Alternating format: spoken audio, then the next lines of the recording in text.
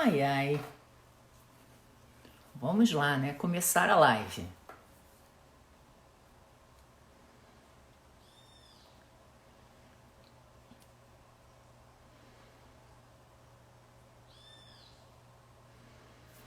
Olá, tudo bem, Ramos? Oi, Mari. Gente, vocês colocam os nomes que são difíceis a gente falar. It 1307, olá. Vinícius, tudo bem? Amanda, ai que bom, Amandinha. Você tá aqui, Daniel, que bom ter vocês aqui. Muito bom. Sejam bem-vindos. Hoje a live tá imperdível. Vamos tocar aqui assuntos bem relevantes. E mudou a foto, Mari. Mariana, né? Harry, Davi, sejam muito bem-vindos. Hoje a gente vai estar falando sobre repercussão geral com uma pessoa que é especialista no assunto. Então ela vai trazer vários insights, a gente já alinhou algumas coisas para essa live de hoje que são super relevantes no dia a dia profissional da gente, né? Até porque esse tema tem bastante relevância. Só para vocês terem uma ideia, hoje você tem 445 casos de repercussão geral reconhecidos no Supremo Tribunal Federal. Então, assim, a gente está falando de algo bastante substancial. Oi, Eliane, que bom ter você aqui, minha linda. Muito bom ter você aqui. Eliane, professora do IBMEC em tributário, um espetáculo. Que bom, Harry, seja muito bem-vindo, espero que você goste. Hoje a gente vai estar falando aqui de um tema super legal, que é a repercussão geral. Sextas-feiras, normalmente, a gente trabalha com questões aliadas a processo civil, né, apesar da nossa pegada ser tributarista. E repercussão geral tem tudo a ver, né, com questão tributária também, porque a gente tem vários casos de repercussão geral em matéria tributária. Oi, Jamile, oi, Mônica, sejam muito bem-vindas aqui, Rita também.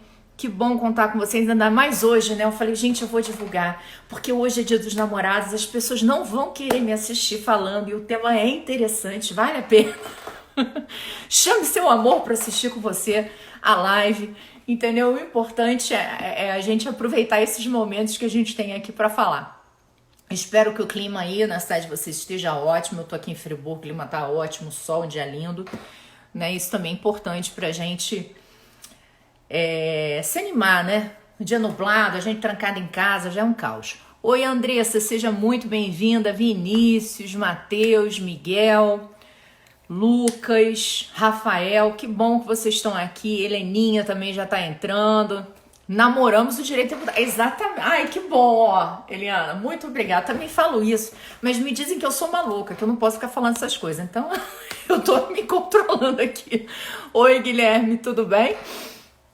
Oi, Roberta. Que bom que vocês estão aqui. Em breve o nosso convidado está chegando, tá? Que é o professor Ulisses Schwartz, que atua diretamente no STF como procurador do Estado em relação às matérias. Oi, Rafa, tudo bem? Então, realmente é bem interessante porque é uma pessoa que trabalha com isso. Amamos direito tributário. Que bom, eu também, gente. Quando eu falo isso, o pessoal da minha família me acha um pouco detraquê. Mas eles não são advogados. Então, assim, a gente dá uma flexibilização na questão, né? Mas vamos que vamos. Espero que todos estejam bem em suas casas. Oi, Jaime, tudo bem? Muita gente aqui conhecida, muita gente nova, né? Só avisando que essa nossa... Oi, Maria Luísa, tudo bem? Só avisando que essa nossa live de sextas-feiras, ela tem esse condão. A gente sempre vai estar trazendo matérias no âmbito tributário, mas mais vinculadas à questão processual, né? Porque o processo ele é fundamental, gente. Ele é instrumento, como a Cris muito bem falou na última live que a gente teve sexta passada. O processo ele é instrumento, mas ele é um instrumento que a gente precisa saber manejar para tudo, em qualquer área do direito, né? Oi, Norton, Marcinho, sejam muito bem-vindos. Paula, que bom que você está aqui também.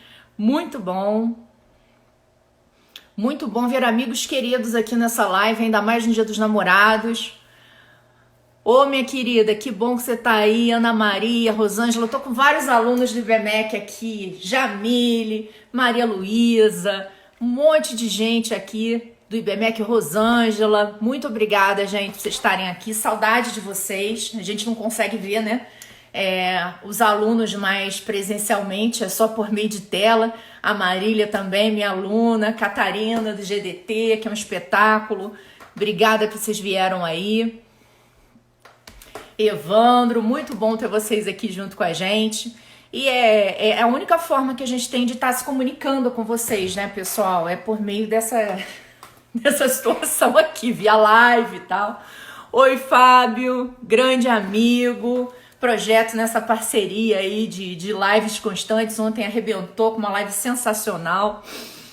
Então, a gente que tá gravada, tá, gente? Todas as lives que a gente faz, elas ficam gravadas no IGTV. Então, vocês têm condições de assistir. Ontem foi a live do Double Fábio, né? Fábio Fraga mais Fábio Calcini arrasaram fazendo um overview sobre a imunidade nas receitas de exportação. Um tema bastante relevante. Oi, Eduardo, seja bem-vindo. Bom, que legal, a gente já tá chegando aí a quase 40 pessoas. Muito bom. Já chegamos a 40 pessoas, muito obrigada. Não deixem de mandar coraçãozinho nessa live, que quanto mais coração, melhor pra gente, mais gente assiste. A gente alcança ainda mais porque hoje, gente, é dia dos namorados. Então vejam bem, mandem corações na live, estamos todos em love pelo direito tributário aqui. Bom, o nosso convidado já entrou, já vou conectar. Paula, o pessoal da BR, beijo para Ana Paula, beijo para o Zé, obrigado por vocês estarem aqui, Patrícia Heller também. Bom, olá, professor Ulisses, meu amigo querido, seja muito bem-vindo. O nosso convidado da live acabou de entrar. Eu queria dizer assim... Oi, Micaela. É um prazer revê-la, amiga. É um prazer estar com vocês aí, uma grande alegria.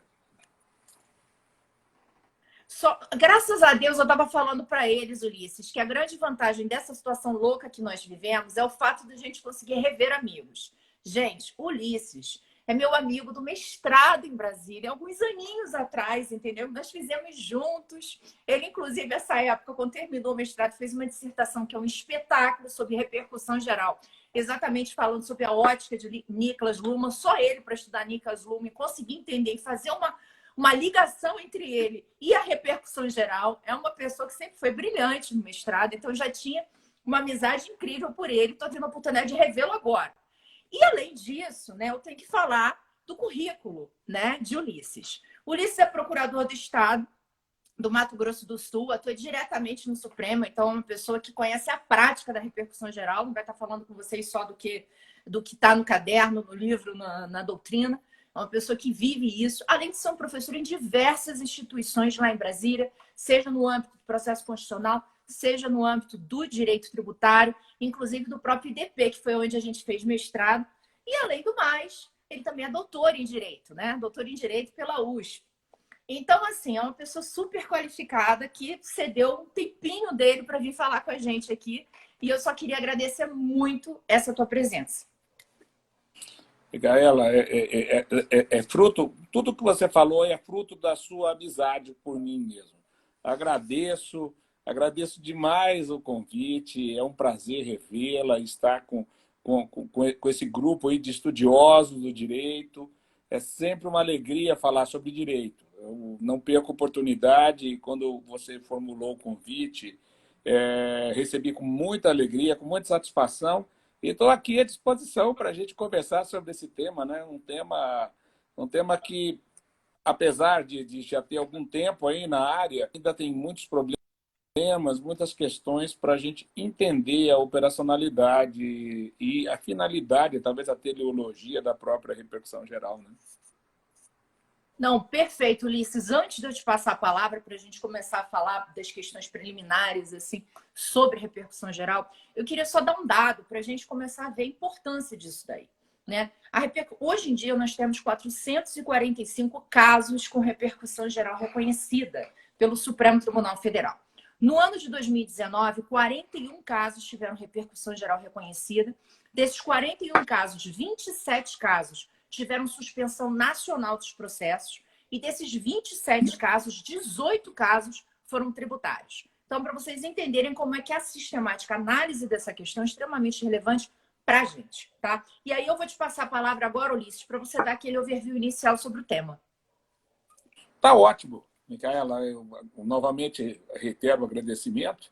E eu queria trazer fazer algumas considerações iniciais, principalmente sobre um certo esforço histórico sobre a repercussão geral e o motivo dela ter surgido no sistema brasileiro.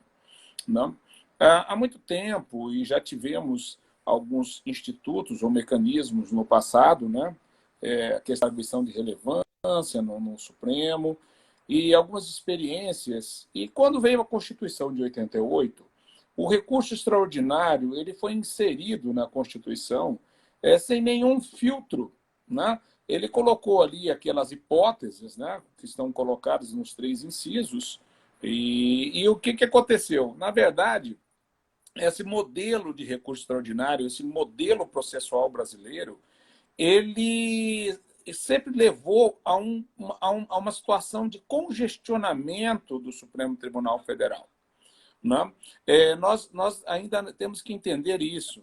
Nós não temos, propriamente, apesar de usarmos essa expressão Suprema Corte, a gente usa sempre de boca cheia essa expressão, a nossa Corte, o Supremo Tribunal Federal, ele, na verdade, ele é um tribunal que faz, às vezes, de uma Corte Constitucional.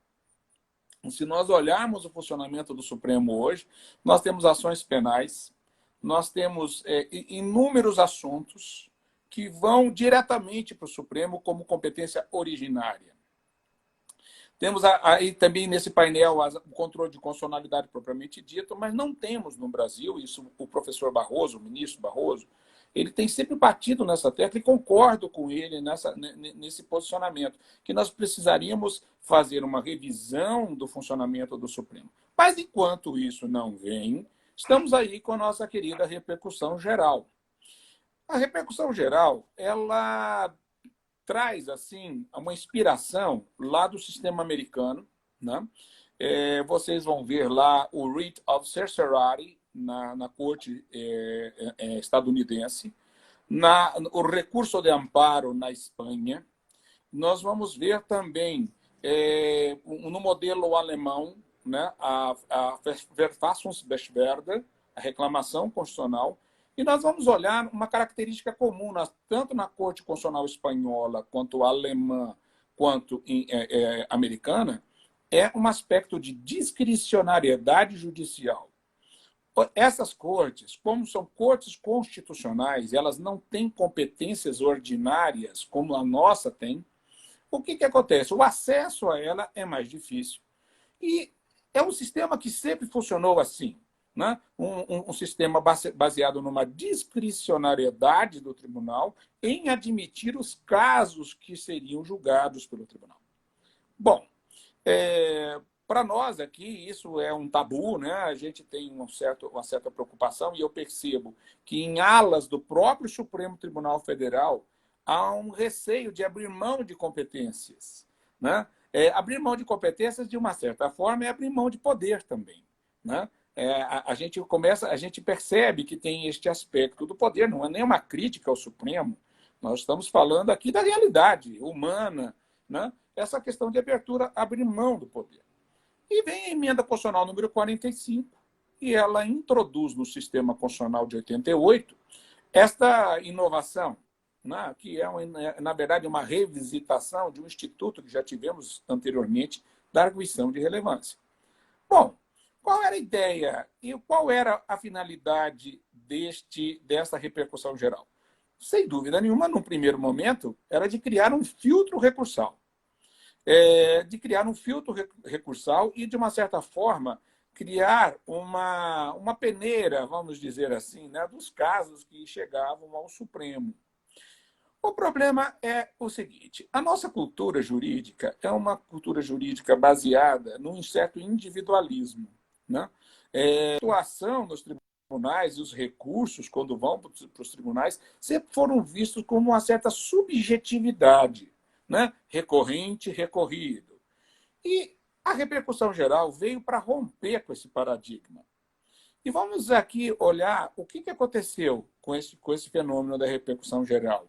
O Supremo Tribunal Federal assumiu agora um papel de discricionariedade, isso é inegável, e tem alguns autores, e eu vejo autores que criticam essa discricionariedade, mas também quem critica essa discricionariedade não apresenta uma alternativa para resolver o problema de um tribunal congestionado. Nós vamos falar sobre isso daqui a pouco.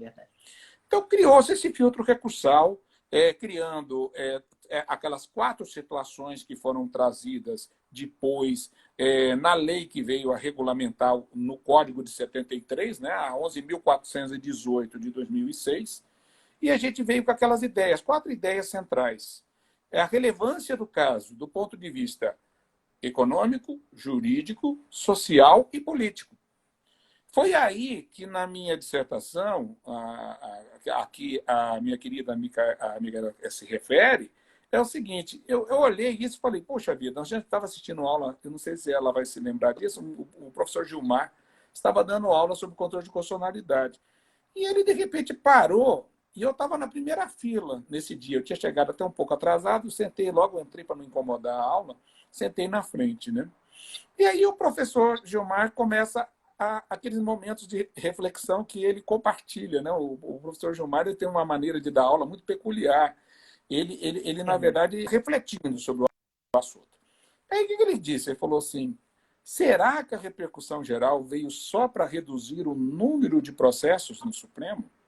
E foi neste momento que eu vislumbrei uma hipótese que nós vamos talvez aqui, que seja um aspecto muito importante neste momento atual sobre a repercussão geral, que é a questão da abertura cognitiva do sistema jurídico.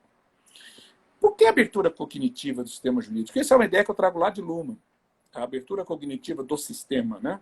O fechamento operacional e a abertura do sistema. O sistema olha o ambiente em que ele está inserido, que é a sociedade, e vai trazer para dentro dele, selecionar temas que tenham importância jurídica, política, social e econômica. Aí entra, na parte econômica, a questão tributária. A questão tributária realmente entra, não só o jurídico, mas o econômico também entra.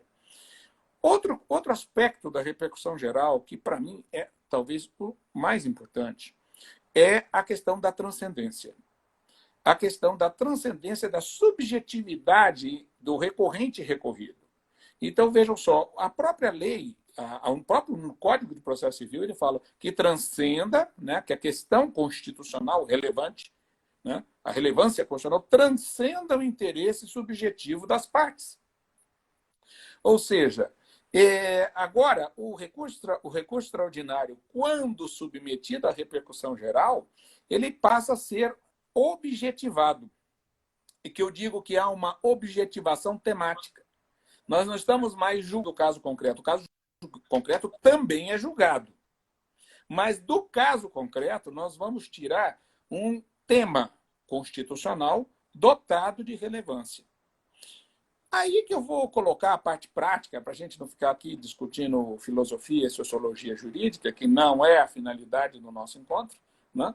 Isso é talvez uma outra oportunidade, mas assume importância muito grande na repercussão geral para o advogado, somos nós aqui, do outro lado, a questão da preliminar da repercussão geral. Então, essa questão da preliminar da repercussão geral, ela é crucial, né? Ela é crucial para a atuação do advogado e para a apreciação da repercussão geral no Supremo Tribunal Federal. E aí é que está a arte, né? E eu quero até chamar a atenção, eu tenho aqui nessa biblioteca aqui, que vocês estão vendo, nessa livro de conflito familiar, eu tenho aqui um livro do professor Antonin Scalia. O livro chama Make Your Case. Prepare o seu caso, faça o seu caso. Então, a gente, quando está trabalhando com repercussão geral e trabalhando com essa preliminar da repercussão geral, nós vamos construir um caso. E o caso não é só o caso daquele cliente que nos contratou.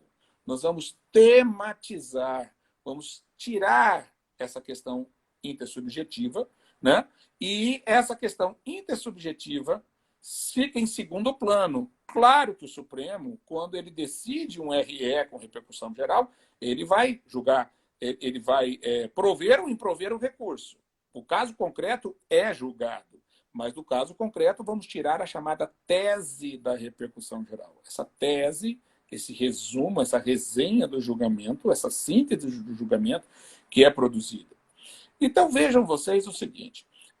A repercussão geral, eu vou fazer aqui, eu sei que a professora Micaela vai fazer algumas perguntas aí polêmicas, com certeza, mas vejam só, será que a repercussão geral está funcionando bem? Essa é uma pergunta que eu estou vendo aqui, passando algumas perguntas aqui no chat, está subindo, e eu estou olhando rapidamente, tentando acompanhar alguns questionamentos que estão sendo feitos. É o único mecanismo que nós teríamos para filtrar o acesso ao Supremo? Veja só, talvez, antes da gente até discutir a própria repercussão geral, nós teríamos que rediscutir a própria competência, essa gama de competências do Supremo. Mas enquanto a gente não consegue implantar no Brasil uma corte constitucional, né, nós vamos fazendo esse trabalho de filtragem.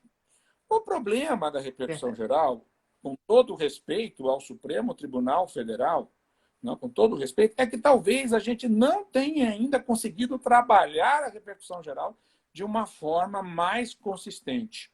Tá? Então, a gente vê... Eu tive um caso aqui que eu fiz uma sustentação oral, que foi um RS sobre o homeschooling, o ensino domiciliar no Brasil. Era um caso isolado do Rio Grande do Sul, lá do município de Canela, né? E virou repercussão geral. Entendeu? E aí a gente olha no código e fala, quando tiver multiplicidade de casos. Então, tem hora que o Supremo, o ministro, ele acha o tema interessante, um tema que praticante, e o que acontece? Ele escolhe aquele tema e atribui repercussão geral. E muitas vezes tem outros casos que tem multiplicidade que acabam ficando na fila. Então, tem uma série de questões. Eu só estou fazendo essa parte introdutória, então, mostrando, em síntese, que veio a Emenda Constitucional 45 para tentar dar uma racionalidade no sistema processual brasileiro. Era a intenção, né? Não estou dizendo que isso aconteceu. É que conseguiu. Se conseguiu isso, mas era a intenção. Foi uma oportunidade de fazermos também, levar para o Supremo esta capacidade de observar os casos pelo ângulo que não seja só o jurídico, que também entra a análise econômica dos casos, a análise política dos casos. Eu quero só dizer uma coisa para vocês. Uma crítica que eu escuto, quer dizer, dirigida ao Supremo, e que muitas vezes a gente tem que ouvir com certa cautela. O Supremo é um tribunal político. Como que ele vai julgar por um aspecto político? O meu querido amigo Luno, eu chamo ele meu amigo, nunca estive pessoalmente com ele, mas eu gosto muito dele. Tem um texto que chama Constituição como Aquisição Evolutiva. Ele diz, a Constituição é um acoplamento estrutural entre a política e o direito. Então, não tem jeito. Opa. Nós vamos ver que temas políticos vão chegar ao Supremo, que temas econômicos vão chegar, ainda mais uma Constituição como a nossa, que regula até direito interplanetário. Desculpa a brincadeira, tá? Tudo está na Constituição. Nem então, falo, Ulisses. Essa questão, a introdução, Exatamente. que passa... Não, é verdade, Ulisses. A nossa Constituição realmente ela é muito analítica, ela fala demais e acaba gerando toda essa estabilidade. Eu queria ouvir de você, no primeiro momento, o seguinte: você tocou 2 pontos aqui que eu acho que palpitam em mim. O primeiro deles é a questão do Supremo, de fato, não ter entendido bem qual o sentido da repercussão geral, né? Ou seja, tem que ser uma questão que realmente gere multiplicidade de julgamentos. Inclusive, eles acabaram reduzindo muito aquela questão da segurança jurídica que veio pelo Código de Processo Civil de 2015, que determinava de forma automática a suspensão nacional dos processos, coisa que o Supremo entendeu que não seria mais, que isso passa a ser uma decisão do relator. Então, isso começa a gerar também dificuldade, porque quando você suspende tudo, você vai aguardar um julgamento. Agora, se você não suspende, as coisas vão sendo julgadas e aí a gente vai tendo divergência de entendimento e segurança jurídica rolando. Agora, além disso, eu acho, e eu vejo com muita, vamos dizer assim, muito receio, essa visão que o Supremo tem relativamente à repercussão e à possibilidade de amicus curiae. Porque normalmente o Supremo reconhece muito amicus curiae quando a gente está falando de associação, de federação, de confederação e tal. Coisas que têm uma repercussão ou regional ou nacional. Mas eu não vejo o Supremo admitindo empresas mesmo que tenham interesse naquela determinada questão que foi pega como repercussão geral, podendo ser admitidas como amicus curiae. Porque é aquela questão, vai ser firmada uma tese que vai ser aplicada para todos os casos. Então, as pessoas que têm interesse naquilo deveriam poder comparecer. E, para mim, a impossibilidade de que elas possam participar desse julgamento, desse debate, não deixa de ser, inclusive, uma violação ao contraditório e ampla defesa, porque vai ser aplicado para elas uma tese que elas não puderam participar. Eu quero ouvir tua opinião sobre esse assunto. Olha, você está tocando no cerne, no cerne do problema. Eu vou responder eu vou passar a minha visão sobre isso para você, mas eu ainda vou um pouco antes, talvez. Há uma dificuldade, e a gente que está trabalhando aqui em Brasília, nós temos aqui um grupo de procuradores que se reúnem, né, que é a Câmara Técnica, que a gente discute quando os estados vão entrar. Nós estamos também tentando colaborar com o Supremo, né, tanto no STJ, nos repetitivos, quanto no repercussão geral. O que nós estamos fazendo? Nós reunimos os 27, 26 estados mais o DF e fazemos uma manifestação única, né? Uma manifestação única. Mas, em alguns casos, o que surge a preocupação? É a seleção dos paradigmas. A questão já começa daí, na escolha dos processos paradigmas. Alguns processos foram bem argumentados, teve atuação boa do advogado, né? A gente sempre esquece o advogado, fala de ativismo judicial, fala do Supremo, mas, assim, tem advogados que, como eu disse no início da minha fala, usando esse livro do Antonin Scalia, do falecido Justice lá da Suprema Corte Americana, make your case. Você tem que preparar. Tem casos que são preparados de forma adequada, há uma argumentação boa, os advogados trazem argumentos, as provas são produzidas de uma forma abrangente, está correto? Só que tem horas que nós vamos ver casos que você olha e fala, meu, isso aqui não está abrangendo tudo. Esse caso aqui que foi escolhido não está muito bom. Ele não conseguiu analisar todos os aspectos. E tanto é que o Código de Processo Civil, no artigo 1035, na verdade, no 1036, vocês vão ver que ele fala de escolher paradigmas no plural. Esse é um problema, este é um problema que nós precisamos exigir do Supremo, exigir dos tribunais quando remetem os casos, que sejam realmente escolhidos paradigmas bons, vários, não só um, dois. Eu acredito que deveriam ser 2, 3, 4, o quanto for necessário, para que a gente consiga debater aquilo de uma forma ampla, de uma forma que eu consiga produzir uma tese de repercussão geral que resolva o problema. E isso é o outro problema que nós estamos assistindo. Nós vemos algumas teses, daqui a pouco, da tese, surge um outro problema. A tese, ela deixa em aberto uma outra coisa que depois vai virar um outro RE, que vai virar uma outra repercussão geral. Né? Então, vejam só, principalmente na área tributária. A área tributária é uma área sensível e ela tem repercussões econômicas. Repercussões econômicas gravíssimas com relação à segurança jurídica que você está se referindo. Outra coisa sobre segurança jurídica. Eu vou fazer aqui uma provocação.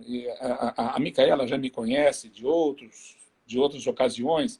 Ela sabe que eu sou meio lumaníaco, né? Mas eu vou trazer aqui uma ideia de Luhmann que eu acho muito interessante da sociologia lumaniana, que ele diz assim, qual é a função do direito? A função do direito é estabilizar expectativas de forma congruente. O direito, para funcionar bem o sistema jurídico, ele precisa ter congruência. Congruência significa que não pode ter decisões insuficientes, decisões conflitantes, decisões que não tenham esta abertura cognitiva a que me referi no início. Então, veja o que eu quero dizer. Olha que problema que criaram no CPC. Eu estava participando esses dias num webinário com 2 ministros do STJ, um professor da PUC e um professor da USP. Inclusive, um desses professores participou da elaboração do novo Código de Processo Civil. Essa regra do parágrafo 5º do 1035 do novo... Me desculpe. Acabaram com o sobrestamento automático. Isso é um mecanismo, é um problema, uma distorção que vai gerar incongruência. Isso que a professora Micaela está colocando é o problema da incongruência. Decisões em sentidos diferentes.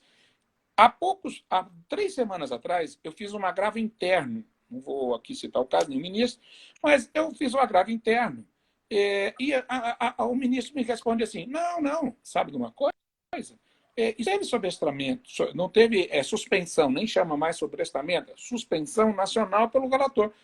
Aí eu falei, puxa vida, que bonitinho, quer dizer que o meu caso aqui vai ser julgado e se amanhã vier o julgamento da repercussão geral, eu vou ter um caso que já foi julgado, que pode estar contrário ou não estará abrangido, abarcado na repercussão geral. Eu falo, não tem consistência essa ideia. É uma incongruência. Eu vou aqui usar essa expressão, uma congruência da estabilização dessas expectativas. Quando eu entro para um processo, eu tenho uma expectativa. A expectativa é clara, de ganhar. Mas, pelo menos, se eu perder, eu vou saber que aquele tema é o princípio da isonomia, minha gente. É o princípio da igualdade que está por trás disso. Processos iguais têm que ter decisões iguais. Não, como que você explica para o seu cliente? Eu imagino um advogado privado, eu sou advogado público, meu cliente é o Estado, eu tenho um cliente só. Mas o advogado tem 4 clientes dentro do escritório dele, daqui a pouco ele vai explicar para um cliente que um ganhou e o outro que estava no mesmo escritório perdeu porque não teve sobrestamento e o dele deu azar de ser julgado antes da repercussão geral ser julgada. Isso é um problema que, desculpe, nós precisamos, inclusive, talvez até adotar uma medida legislativa para que o nosso Conselho Federal do OAB e outros órgãos possam provocar no nosso Congresso Nacional uma revisão dessa regra. Sinceramente, é um problema. Outro ponto que você toca, que é o problema do amicus curiae. Aí nós estamos entrando num ponto de extrema complexidade. Ultimamente eu tenho visto umas decisões que, me desculpe, com todo respeito, não admitindo o amicus curiae. Por quê? Porque ele é interessado, né? Que ele está do lado de uma das partes e o amigo é da corte. Ele não é um amigo da parte, ele é amigo da corte. Me desculpe essa expressão mas, puxa vida, é claro que todo mundo que está entrando num processo, ele tem uma visão. E não é que ele tem um lado, ele vai ter um lado, aqui entre nós, não tem um lado.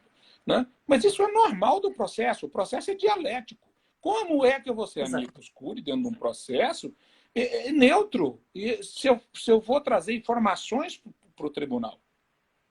É esse o grande um problema, um outro problema que Micaela toca, é a questão da admissão de pessoas físicas, pessoas naturais, né? Indivíduos, dentro do processo como amicus curiae. Eu tenho uma visão, Micaela, assim, me causa uma certa preocupação a admissão dos indivíduos, porque daqui a pouco todo mundo vai querer entrar. E olha só, se a gente não fizer uma filtragem disso, não julga nunca. E outra coisa, ninguém vai ler. Vamos ser realistas aqui. Tá igual essas sustentações orais gravadas que tem hora que mandam. Esses dias até eu vi o presidente do STJ, né, falou, quem que escuta isso? O próprio o ministro dizendo, não escuto essas sustentações. Então, a gente tem que realmente filtrar o ingresso. Agora, o equilíbrio e a paridade de armas. Né? Quando entra, por exemplo, é uma questão tributária, claro que na questão tributária tem o Estado, tem a União, o Estado, o município, o Distrito Federal do outro lado. E tem aqui do outro lado CNI, CNC, Confederação Nacional, CNA, quando a matéria envolve alguma coisa da agricultura. Então, precisa sim ter uma certa cautela. Eu acho que o ministro que preside o processo, que é o relator do processo, ele vai ter que ter cautela de manter o equilíbrio dialético argumentativo dentro do processo. É um pouco difícil? Mas se nós também abrirmos a repercussão geral e começar a ter mais do mesmo, eu acho que tem acontecido muito disso, né? Eu tenho visto em algumas É repercussões verdade. gerais que entra uma associação, então, entrou a CNI. Daqui a pouco a Federação das Indústrias do Estado de Goiás quer entrar também. Ela já está lá. A CNI é da indústria. Então, eu acho que Perfeito. precisa haver uma articulação entre esses órgãos representativos de categorias econômicas, profissionais, e o Estado está fazendo isso. Nós, na Câmara Técnica, não entramos individualmente, nem o Estado entra individualmente mais. Nós entramos todos juntos. E muitas vezes nós lavamos a roupa suja em casa. Tem hora que tem conflito federativo, tem umas discussões, e a gente tenta alinhar, porque também tem um problema, tem um risco, viu, Micaela? Quando a gente vê entrar Federação de Indústria com CNI, daqui a pouco vem teses meio conflitantes, teses que podem Sim. gerar, sabe o quê? Ruídos no julgamento. Né? E esse é um outro problema do julgamento. O problema dos obter dicta. Meu Deus do céu.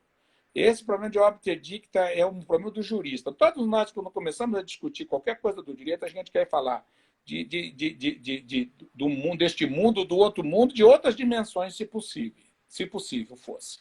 Né? Então, tem hora que os ministros estão Verdade. debatendo ali, e aí um fala, e se? Aí começa, aí se, não sei o quê. E tem hora, sabe o que acontece? O obter dicta acaba levando o julgamento para um rumo que não é o que está delimitado pelo caso. Vocês estão entendendo? Não sei se vocês conseguem entender dentro da repercussão geral. Que é o caso. É claro que nós estamos tirando destes casos, dos paradigmas, uma situação concreta. Né? Agora, essa articulação das entidades representativas, o processo mudou. O processo hoje é um processo plural, e a repercussão geral, para mim, é um mecanismo de abertura cognitiva que tem que ser bem usado com inteligência, para que a gente consiga levar o equilíbrio. Então, eu acho que a advocacia vai ter que mudar a sua ação. Né? E é isso que talvez promova uma melhor qualidade do produto da repercussão geral. Né? A gente está vivendo algumas Fantástico. situações. A minha imagem congelou, não sei se acho que estão me ouvindo ainda. Mas a gente está te ouvindo.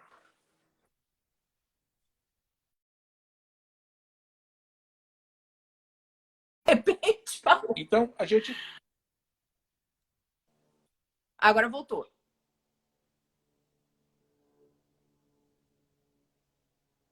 E peraí. Agora ficou sem som de novo, Ulisses.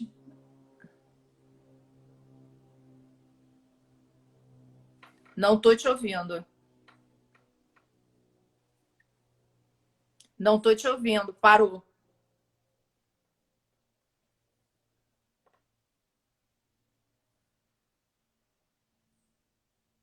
Peraí que deu uma parada aí. Peraí, ó. Parou. Peraí. Eu vou recolocar ele na live. Eu vou tirar ele e eu vou recolocar, porque eu acho que vai dar certo. Só um segundo. Voltamos. Eu acho que ele entrando de novo funciona. Agora Oi, voltou o tirei áudio. você e botei de novo para a gente ouvir. Bom, eu vou voltar um pouquinho. Não, eu estou ouvindo sim. A JGFAC 1981. Eu estou ouvindo sim a Micaela. Eu vou voltar um pouquinho e falar, talvez tenha cortado e perdido. Realmente, a repercussão geral, esse novo processo civil que a gente está tentando construir no Brasil, ele vai implicar, não é só mudança no tribunal, não. É mudanças na advocacia, na maneira como nós nos relacionamos com o tribunal. É uma construção coletiva. É uma construção que eu falo que é uma construção perigosa. A repercussão geral, quando bem julgada, show de bola, maravilha. Vamos pegar aqueles processos. Um outro problema da repercussão geral, que eu já estou falando demais, mas eu queria colocar uma outra preocupação que eu tenho com a repercussão geral, que é a aplicação do paradigma lá nos tribunais de origem. O Supremo tem adotado uma postura que eu entendo. Eu entendo a postura do Supremo. E essa discussão, quando ela é travada no Supremo, o que, é que eles falam? Olha, se a gente admitir reclamação, nós vamos trocar os recursos extraordinários por reclamações. Se nós admitirmos mandado de segurança ou qualquer outra medida, nós podemos promover o congestionamento do Supremo com outros institutos processuais. Mas, de qualquer forma, nós não podemos ficar à mercê da interpretação que é dada nos tribunais de origem, de onde vieram os recursos, que estão lá parados, isso quando tiver a suspensão nacional. E se não tiver suspensão nacional, tem uma repercussão parada no Supremo e os processos estão caminhando. Isso, para mim, é realmente uma distorção que eu não consegui entender ainda. Não tem muita racionalidade para mim, desculpe. Mas há vários espaços dentro da repercussão geral que precisam ser trabalhados com um espírito crítico e com um espírito cooperativo. Não é só falar mal, reclamar, a gente reclama, o Supremo, não. Mas a gente, como juristas, como advogados, também participar desse processo. Não, beleza. Eu queria, inclusive, agora, nesses minutos finais, te perguntar.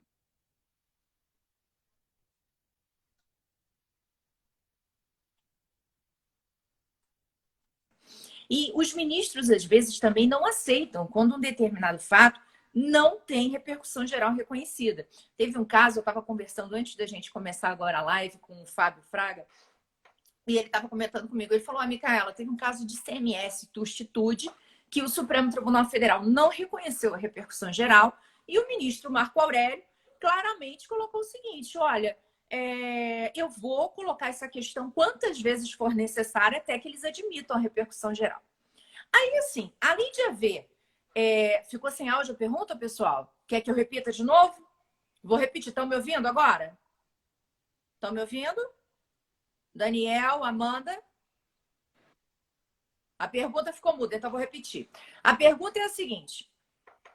Na realidade, a gente fica com uma dúvida muito grande com relação ao critério de quando você admite a repercussão geral e você não admite numa mesma matéria. Veja, nessa hipótese do ICMS Tustitude, a partir do momento que o Supremo Tribunal Federal ele reconhece que não existe repercussão geral, ele está dando uma mensagem. Ele está dizendo o seguinte, olha, pessoal, na verdade, a partir de agora, essa questão ela é decidida pelo STJ. Eu não vou me meter nisso. Então, com isso, a gente começa justamente a não interpor recursos extraordinários para o Supremo. Ou seja, se amanhã o Supremo decide reconhecer a repercussão geral dessa questão, ela vai estar gerando uma insegurança jurídica absurda, porque ela já orientou num determinado comportamento. Então, as pessoas que deixaram de recorrer extraordinariamente vão estar perdendo uma oportunidade de se encaixar nessa nova discussão. Então, como é que isso está sendo visto por vocês aí em Brasília? Com muita... Lastimo que isso esteja acontecendo. Lastimo. Eu acho que tem um problema maior, que é o funcionamento do Supremo recentemente. Nós temos aquele princípio da colegialidade, que nós vamos ter que discutir isso no Brasil. São decisões monocráticas que não vão para o plenário. Aí o negócio fica parado. Vem daqui a pouco o ministro que foi derrotado, que não teve a repercussão geral reconhecida. Ele volta, quando ele chega um processo para ele, ele fala, bota de novo. Nós temos que aprender, não só os advogados, mas nós temos que aprender a jogar a regra do jogo. O jogo tem que ser bem jogado. E eu até recomendo, tem um autor que eu Shower, Playing by the Rules. Vamos jogar pelas regras. Então, quando a regra está estabelecida, todos têm que obedecer à regra. O Supremo também. Entendeu? É o Supremo. Então, essa ideia de tentar ressuscitar o tema, isso é, sem dúvida nenhuma, um problema e uma ofensa àquela ideia lumaniana que eu passei para vocês. Estabilizar congruentemente as expectativas. Então, isso gera um problema de congruência e nós temos que voltar a discutir o princípio da colegialidade. Não tem como nós ficarmos achando que temos 11 Supremos. Nós temos um Supremo. Então, não adianta. Um Supremo com 11 ministros. Eu até questiono, que é difícil fazer esse questionamento, porque O tribunal é superlotado, ele está sobrecarregado, não tem como dizer que não, não tem como negar. Até o funcionamento do Supremo, primeira e segunda turma, é uma outra coisa que talvez o dia que a gente conseguir diminuir o número e transformar o Supremo numa corte estritamente constitucional, unicamente constitucional, nós temos que acabar com as turmas, nós temos que fazer julgamentos plenários. São julgamentos plenários. Aí vem o tribunal, vem o plenário virtual, que é outro problema, que é um outro problema que nós estamos enfrentando. Agora, nesse período de pandemia, beleza, eu não tenho nem eu estou querendo ir lá, entrar num plenário cheio de pessoas e correr o risco. Eu estou no grupo de risco quase, Micaela. Eu já estou chegando lá no grupo de risco. Está entendendo? E aí, o que acontece? Passada essa crise da Covid, essa crise pandêmica, nós vamos ter que voltar a repensar um pouquinho este plenário virtual. Né? Como diz o ministro Noronha, mandam para nós aqui umas sustentações orais gravadas que a gente não vê. Isso foi dito pelo ministro Noronha. Está aí, então foi dito numa sessão. Eu não estou nem criticando o ministro Noronha, achei até bacana da parte dele. Né? Mas é isso, não temos condições. Então, é isso. Há desafios enormes com a repercussão geral. Ela atingiu o seu objetivo? Eu vou dizer parcialmente. Muito pouco. Tem casos que estão com repercussão geral reconhecida que não são julgados, e casos que têm suspensão nacional e as partes ficam esperando, mas também o Supremo Tribunal Federal está fazendo o quê? Está fazendo o quê? Está julgando ação penal, está julgando não sei o quê, coisas, ADPF contra o negócio do que o presidente, o governador, o prefeito. Toda hora tem uma confusão. O nosso país está vivendo esse momento de confusão e o Supremo não está imune a isso. Mas está na hora da gente prestigiar. Eu vi uma pergunta que passou rapidamente, eu não consegui ler. Mas eu achei interessante essa colocação. Hoje, o controle concentrado, ele, para mim, a repercussão geral é a irmã gêmea do controle concentrado. Na verdade, tem coisas que estão na repercussão geral que estão em ações diretas de inconstitucionalidade, ADPFs e ADOs e outras medidas de controle, concentrado de constitucionalidade. Então, esse é um problema também do efeito vinculante, que na minha dissertação de mestrado eu já falava do efeito vinculante. E eu fui criticado. Eu era a única pessoa aqui no Brasil, naquela época, que defendia o efeito vinculante da repercussão geral.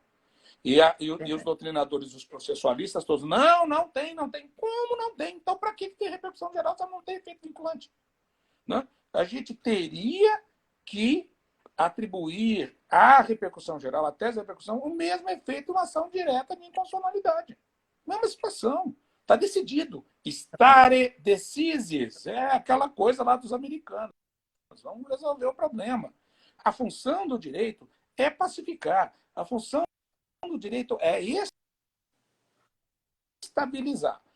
Essa discussão que a gente fica tendo aqui de processo, de não sei o quê, faz isso, não faz isso.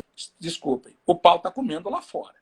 Né? E a gente fica aqui, os juristas, nós juristas, fica aqui se discutindo a cor do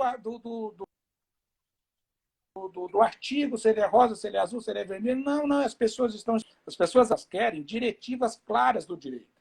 Eu quero falar, se eu fizer esse contrato, se eu fizer isso, está certo ou está errado? Vai dar certo ou vai dar errado? O direito vem falar para você, não faz esse jeito, que eu já decidi e dá errado. Agora, um dia está de um jeito, do outro dia está do outro. A jurisprudência muda.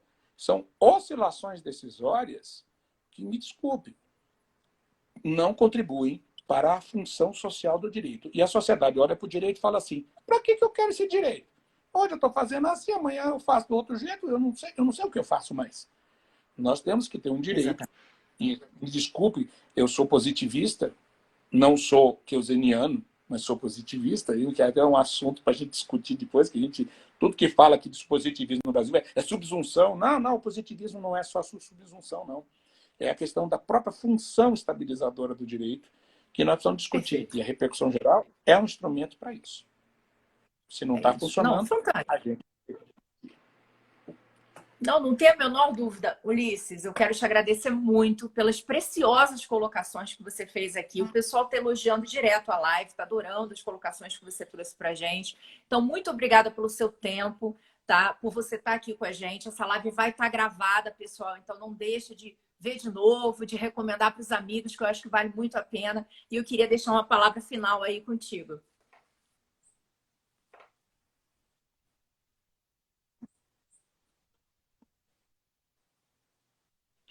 Olha, Micaela, só posso agradecer. Eu saí dos direitos constitucional, que foi o nosso curso, né, lá do nosso mestrado, e fui para onde? Fui para filosofia e teoria geral. Eu acho que nós estamos precisando de mais teoria do direito, e menos ficar conversando com a gente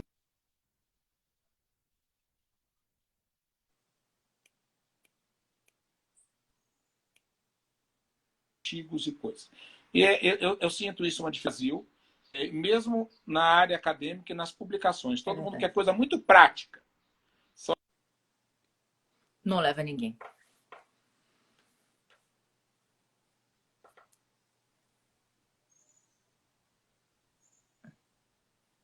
Eu acho que deu uma congelada agora no final, mas muito obrigada, professor Ulisses. Acho que a mensagem foi passada. A gente tem que refletir melhor o direito tributário. A gente precisa sair um pouco da caixa, começar a trazer esses conceitos de filosofia, que vai nos ajudar muito, e buscar a congruência dos institutos, né? Então, gente, um beijo grande, um ótimo dia para vocês. Obrigada por vocês terem passado o almoço de vocês conosco e até a próxima. Tchau.